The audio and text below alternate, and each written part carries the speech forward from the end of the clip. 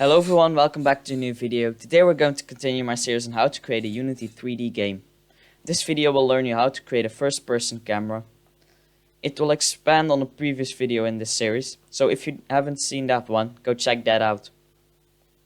Okay, let's get into it. So the first thing we'll need to do is we'll need to create a new C# script called player look. So the player looks, basically. We'll open that up in Visual Studio.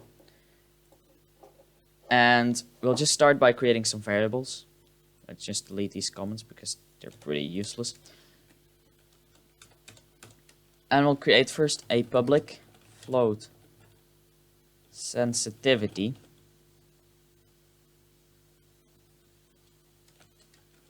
We'll create a public transform called cam or cam for camera. We'll create a float, which is the player rotation, because we need to save it separate from the camera rotation.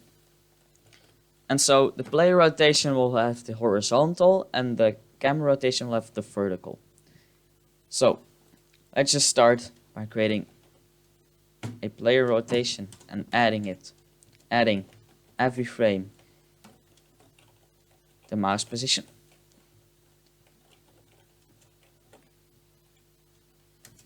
We'll do it time, we'll multiply it by the sensitivity and the delta time.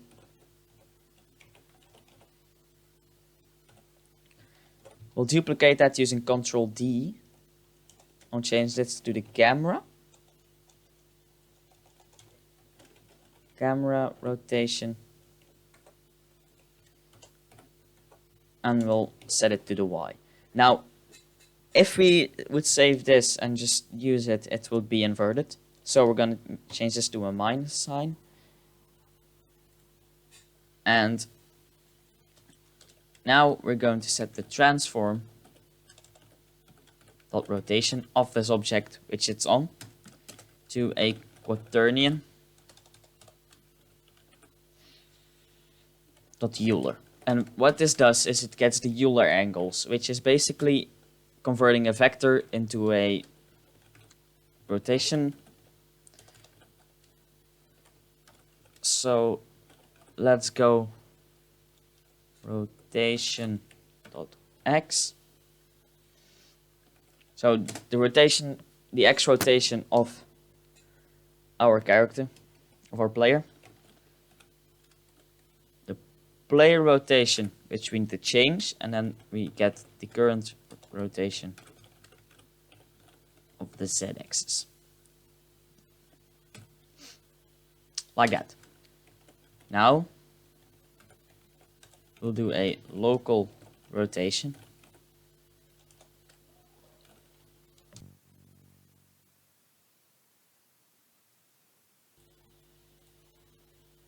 So the local rotation is basically the rotation in relation with the parent of the object. So in this case, the camera has as parent the player. And in this one, it's going to be a lot simpler. We're just going to get the... This has to be an A. Like that. So change this to camera, not camera. Camera rotation, and we'll just set the other two to 0, which is just the position that it's supposed to be in, straight behind it. Doesn't really matter, to be honest, but that's always useful. So if we save this and we go into Unity,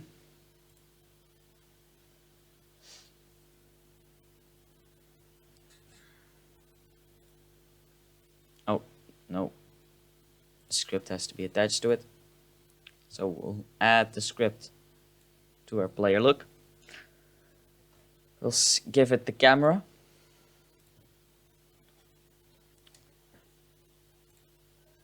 And now you will see if we... Oh, we'll have to set the sensitivity to something like 200. No, I'll use 500 for this one because I think 200 is a little bit too... Not enough. A little bit. So now you can see if we move our mouse, it moves the screen. It also moves our player around, which is good. But you can also see a couple of strange things happening. First of all, our mouse isn't correct. And second of all, we can just move this thing around, which isn't good. So, let's fix those two things. The first problem is that we can see our mouse. So, we'll change that by going into Start, and we'll say cursor. That's visible. I'll set it to false. Now, it will still be able to move around the screen and click on things. And we don't want that. So we're gonna set the lock state of our cursor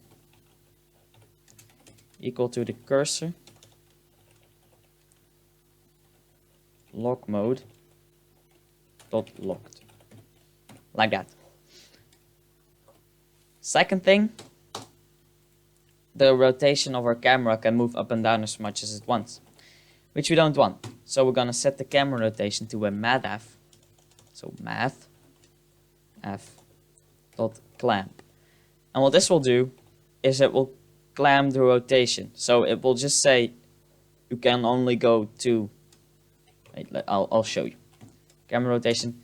It can only go to -90, positive, and go up to +90. If we save those and we run it, you can see that if we run the scripts, if we click on the screen, it will disappear, and we can only go up to 90 on both sides. We can jump still, and our thing moves. Now, we have another problem right now, which is, look what happens when we move. I'm now gonna press the W key. So now you can see if we move, and I'm gonna only press W right now. So we're gonna press W. And if we now turn like this, it will just move more like this. So yeah, that's a big problem. So we need to fix that. So let's go into our player movement again. And we need to change some things here. It's fairly easy if you just have done it. So we'll create a new transform, a public one, called rotation transform, like that. And this will be a transform that will keep the rotation, but not the position. Then what we'll do is we'll change this position to a local position. And I'll see that after we're done. Why that is. Because this thing is going to be a child now instead of a parent of an object. We'll create it. We'll save the position that it's in then, with a vector tree called temporary position.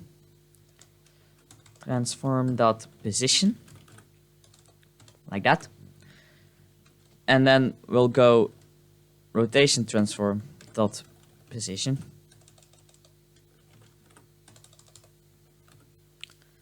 Is equal to a transform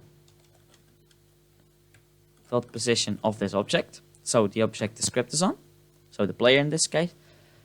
Then what we'll do is we'll say transform dot position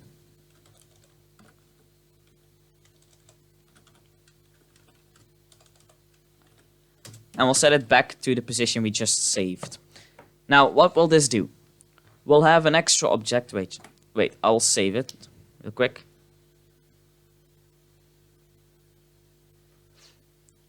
And we'll create an empty object called player rotation. By the way, you can just right click on the transform and press the reset transform button, and it will just set it automatically. Now what we'll do is we'll select the player, just move it in there. This thing will be at the exact same position as the camera right now.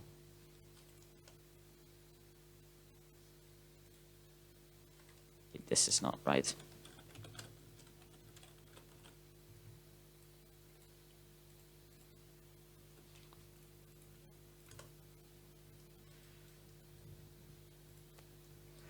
So I moved the camera inside, so that's a good thing. So now what I'll do is I'll take the player look script and I'll put it on this player, why did I call it position? Rotation, like that.